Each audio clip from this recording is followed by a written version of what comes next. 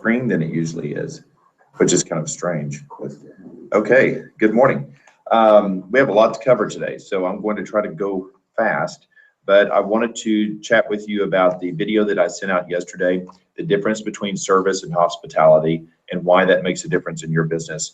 We'll also go through the KDNA update, the KDNA wins for last week, and also just a reminder on our first quarter marketing contest and a few announcements. So first, let's chat a little bit about Danny Meyer. If you're not familiar with Danny Meyer, he is probably one of the foremost, one of the best restaurateurs in the United States.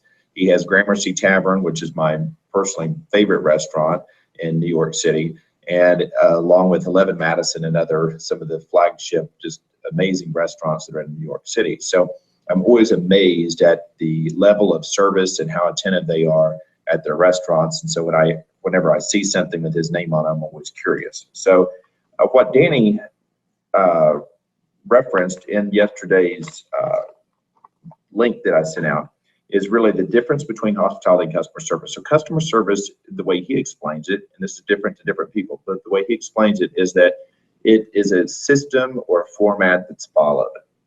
So, you've heard me talk about customer service delivery before, and that's a system that's followed.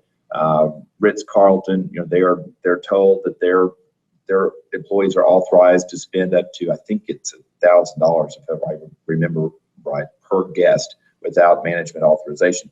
They also, you hear the "my pleasure" response a lot from Ritz-Carlton attendants or Ritz-Carlton employees. So those are systems that are put in place in their training. The difference with hospitality, the way Danny Meyer explained it, is that it's really the relationship that you have with that customer based on and he gave some fantastic examples of that in that meeting, that link that I sent out. So, we're in kind of a funny business in real estate brokerage.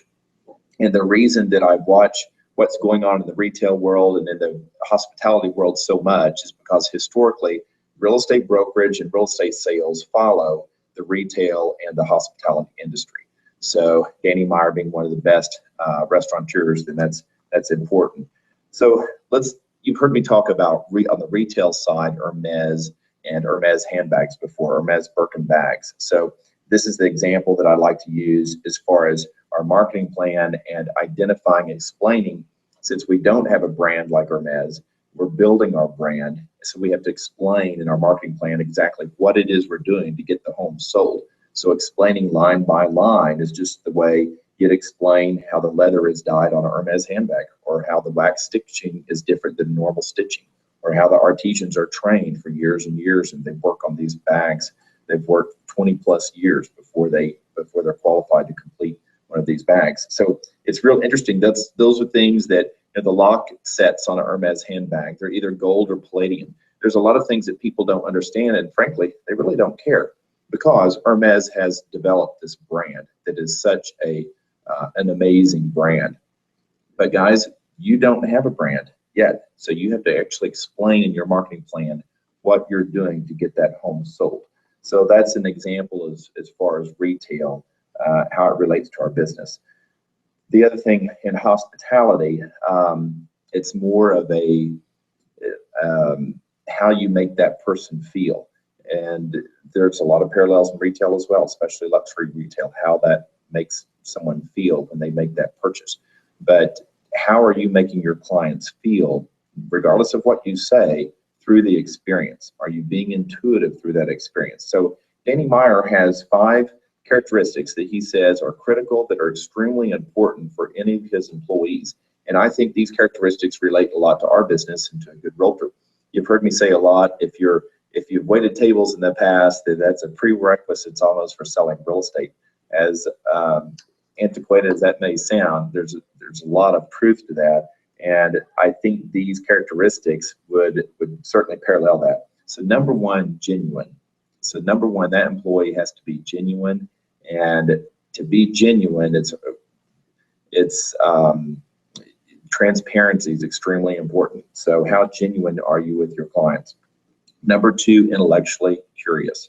So it's really hard to learn what your clients or what your customers want unless you're curious and you're always asking questions of how you can help. How is it you can provide better service? How is it you can improve your systems and your processes? How is it that you can expect what their needs are? Number 3, a high work ethic. That's a given. Number 4, highly empathetic. So this goes back to number 2, being intellectually curious. You have to be curious before you can really be empathetic. Before you can really understand what people want or how to relate to people, you have to know yourself, and you also have to be curious. And number 5, a high degree of self-awareness and integrity. So those are the 5 character traits that he is required before any employee works in his restaurant group. And I think those are great character traits to follow. Something else is a quote that he mentioned yesterday that I wanted to repeat. And this is something a manager at Wells Fargo told me once on one of his loan officers. He says, yeah, they totally botched this loan and they goofed it up, and they were scared to call the client and explain what happened. And the deal turned sideways and it was just a mess. But then once I called, when the manager called and smoothed things over, then they ended up referring 2 other deals just on the phone call. So, and it's because that loan officer was so, they were critical of themselves, which I think we all do that, especially as salespeople that want to exceed our clients' expectations. We're pretty self-critical. So that salesperson, that loan officer, lost out on 2 referrals because they were just scared to call and explain what their mistake was, what they made. Guys and gals, in real estate, we make mistakes every single day. You know that there's a lot of mistakes made. There's a lot of complexities to the transaction. So no transaction is perfect as much as we would like it to be perfect. But I think this really echoes that sentiment. So I'm going to repeat what Danny Meyer says about that. Don't judge a restaurant by the honest mistakes. Do judge a place by how effectively and thoughtfully it strives to overcome those mistakes. People will generally forgive an honest mistake when someone takes responsibility for it with genuine concern. So that really applies to your business. So how effectively and thoughtfully do you strive to overcome those mistakes? So those are things that the processes and the systems that you put into place into your business there's ways to overcome those to where you can still exceed your clients' expectations. It's one of the reasons we have the moving boxes and so many of the other services that are value-add services with the brokerage, because we want to constantly exceed our clients' expectations. Another comparison that he used I thought was brilliant is the difference between Ritz-Carlton and Southwest Airlines. So Ritz-Carlton, they train their people for a high degree of customer service. You hear their my pleasure a lot. You hear these responses that are almost mechanical responses, and sometimes they can be a little bit stiff. Southwest Airlines, on the other hand, still a very customer service driven, customer service centric company, but they empower their employees to tailor their own responses. And I thought, gosh, this relates to our scripts exactly. We have scripts for you to follow, just like Southwest Airlines employees has policies and procedures that they follow. Everyone knows how to buckle their seatbelt now, but the way you say that, just like the scripts on when you're qualifying a buyer or seller, really relate to how relatable you are personally, because this is a relationship-based business. So the more people can be familiar, or the more they relate to you, then the better chance you'll have of closing that sale. Where if you're canned with your scripts and your responses, then it's really hard to relate to that customer or that client. So make sure you internalize, your scripts and your dialogues, so that way you can think at a higher level and you can really relate to them on a more personal level when you're communicating and you're pre-qualifying them. Okay, so that I'm going to go through that right quick. Now let's run into our KDNA. And I appreciate you guys being in the audience, Wes and Ronnie. Ronnie's a new agent with us, and Venus. So I'm not going to call on you since we're kind of running through this quick. I want you to speak up, and if there's a metric that I reviewed that you can add something as far as your experience, let us know. We all appreciate that. Okay, so our top 5 people this week that were in the green We know that consistently, if you're in the green, then your income will average $140,000 or more a year. So we had 5 people this week that were in the green. We had 12 people that were in the yellow. In the yellow, consistently, your average income is closer to $65,000 a year. So that's why we always want to work on keeping you in the green or even better in the blue. So Anna Eid was in the blue this week. So she was our top agent. Anna Eid had 4 hours she spent on completing training, an hour on script practice and role playing, 6 hours on making contacts, 100 flyers that she distributed or direct mail pieces. And then she also had a very productive week. She closed a sale. She had 3 properties that she opened contracts on. And she also took 2 listings and 2 pre-listing appointments. So great job, Anna Eid. Angela, also fantastic job. Angela's been very consistent with her numbers. And Angela spoke to 60 people last week. So the 2 metrics we look at every week that are the most important is how many hours are you making contacts and how many people are you talking to? And she spent 10 hours making contacts last week and spoke with 60. And this is paying off because she's been consistently doing this. And sure enough, she had a closing last week. She also opened a transaction and she also took a listing. So it's fantastic. Great job, Angela. Kathy, also consistent with her direct mail and consistent with her marketing. Kathy had 400 marketing pieces out last week, spoke with 46 people. Her group activities, of course, drives a lot of that, and opened 2 sales and had a closing as well. Rupal has been doing fantastic with the Waller Group for Sale by Owner Open House program, and she's been really working hard on her geo farm. So that consistency, we'll see that start to earn dividends here in the next few months. I commend her for her work. Barbara Chapin, Barbara also 28 contacts, spent 13 hours making contacts last week. Good job, and Barbara's been consistent as well. So kudos to you guys. Wes also had 3,500 mailers that went out last week, and he had 2 potential listing inquiries from those. I was talking with Jill last week, and she had very similar results. I think she put out close to 3,500, and she also had 2 listing. It sounds like she's going to get these listings on both of them. But in addition to that, there's so many other things that come besides just the listing calls. Wes was telling me this morning, what are some of the other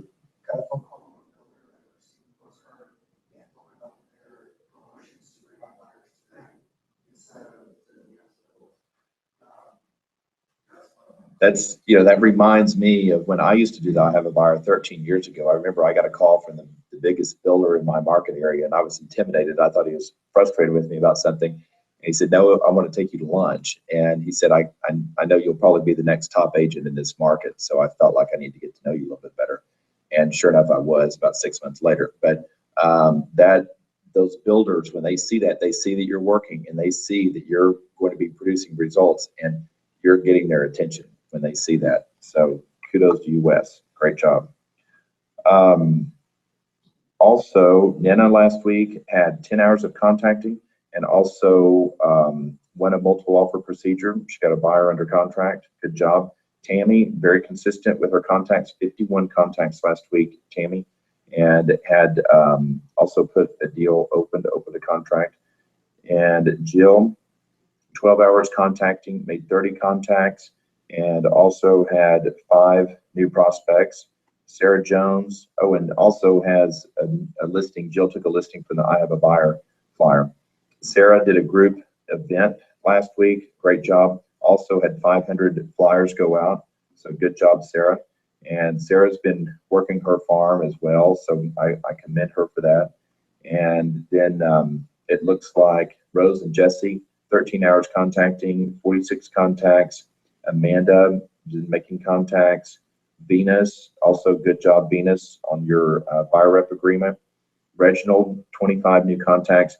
But the minimum number of weekly contacts is about 25 just to do any business at all.